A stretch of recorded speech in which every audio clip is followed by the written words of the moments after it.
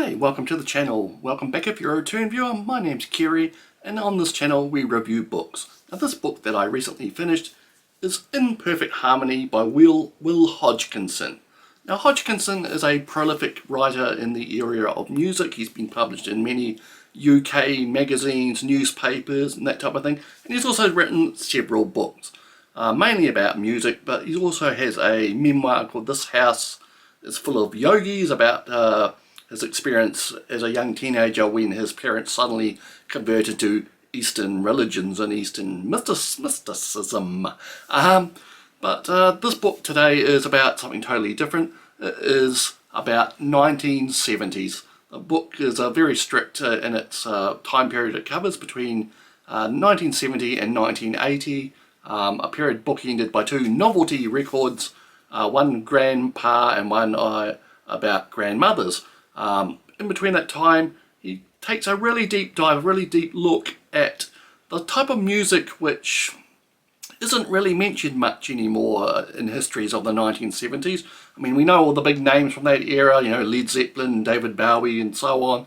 But the subject of these books are the records that sold in the millions in the UK, but are almost totally forgotten now, or just never mentioned. And as a result, there's a wealth of material to uncover about these songs. Now the book really opens with a few broad chapters looking at the music making scene in the 1970s, and one common thing that really is going on then is that these producers and songwriters and session musicians would get together, mess around in a studio or an office, and you know, for weeks on end, and they'd come up with something they think might be a hit song, and then the trouble would be they'd have to put a name on the band, so they'd pull something out of the air, and then that song maybe would become a hit, and that's where the real trouble for them began. Because if the song became a hit in the UK, they'd want the powers that be would want the band to go on the Top of the Pops television show and even go around on promotional tours. The problem being that most of these bands were just fictitious. They were creations of the producers and writers and session musicians. They didn't really exist as bands or artists in their own right. So once the call came to get these people on TV or go on tour, they had to audition from dozens of likely players and just put these people forward as the face of the song or the music.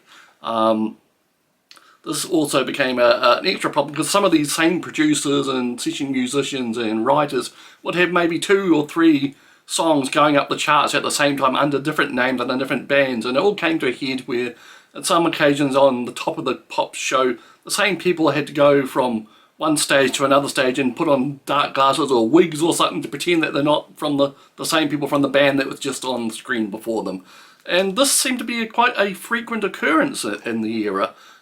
These kind of fictitious bands were going up the charts all the time, and on some occasions Hodgkinson mentions these bands, once they'd been chosen like as the face of the music, they'd become like a Frankenstein's monster, and they'd demand their own control over the situation. They'd want to write their own songs, play their own music, and have a say in what was going on. This occurred several times. Some quite well-known bands kind of started this way. For the rest of the book, he kind of narrows down the focus for several chapters, going into like the age groups that certain songs were aimed for. We have like kids songs, and that was exemplified by the Wombles. I don't know if you're old enough to remember them, but they were kind of like a novelty animated or puppet or whatever you'd like to call it, band of creatures which cleaned up litter, etc., and had like an environmental message. And there are other similar things, and from the child aimed stuff he goes on to the stuff aimed at parents, the kind of easy listening, smooth stuff, and then we go on to stuff aimed at teenagers, and that was more like the punk and the disco. And we go through all the fads and things like the mid-70s, 1950s revival. It seems weird, it was only like 15 years since the 50s, but they had like a revival of the 50s ethos. Everyone wanted to go to dances with jukeboxes and things like Happy Days came on TV and American Graffiti was on it in the movies. So that was a big fad. And then he takes a chapter out to discuss the American influence, all sorts of things like that. And it is really fascinating, this book. I think this is going to become a standard reference for looking at music in this era because it's so well researched. Along the way we get all sorts of little biographies, potted biographies of various players in the industry, from backing singers to quite large artists, and looking at the sad stories of people like David Cassidy and those that were promoted as like teen heartthrobs, and it kind of really wrecked their lives. And then we go on to in between all the stuff about the music, there's like these alternating snippets of the social and political things that were going on at the time, and that kind of ties into the music, because his main theory in this book is that a lot of these songs, which are quite flimsy and aren't really deep and meaningful, were bought in the millions by people who wanted to escape the horrors or the stresses, the strains of everyday life in the 1970s in the United Kingdom.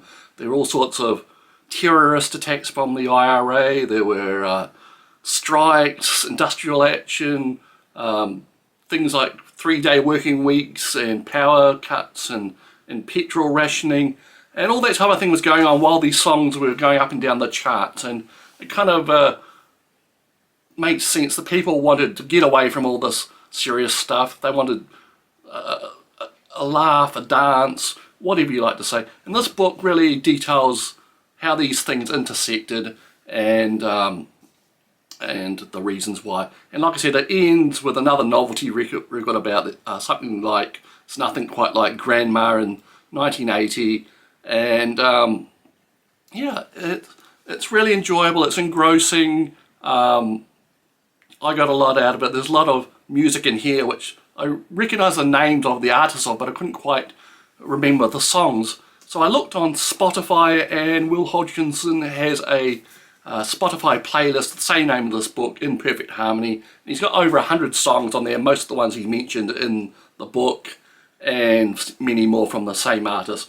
And once I went on and listened to that playlist, a lot of this stuff triggered memories of mine. I was like in my first 10 years of my life in the 70s, and yeah, all the memories came flooding back when I heard some of these songs, and the stories behind them are really fascinating in many cases. Even if the music is quite banal and slight, it does trigger a lot of memories for me. So that is In Perfect Harmony by Will Hodgkinson. A great book. My only problem with it, it's such a hefty tome. It's over 500 pages. It's heavy. It was hard to read in bed or sitting up even. I hope he puts out a paperback edition soon, maybe with a little smaller print so the book is not quite as hefty. Of course, there's probably an ebook as well, so what am I complaining about?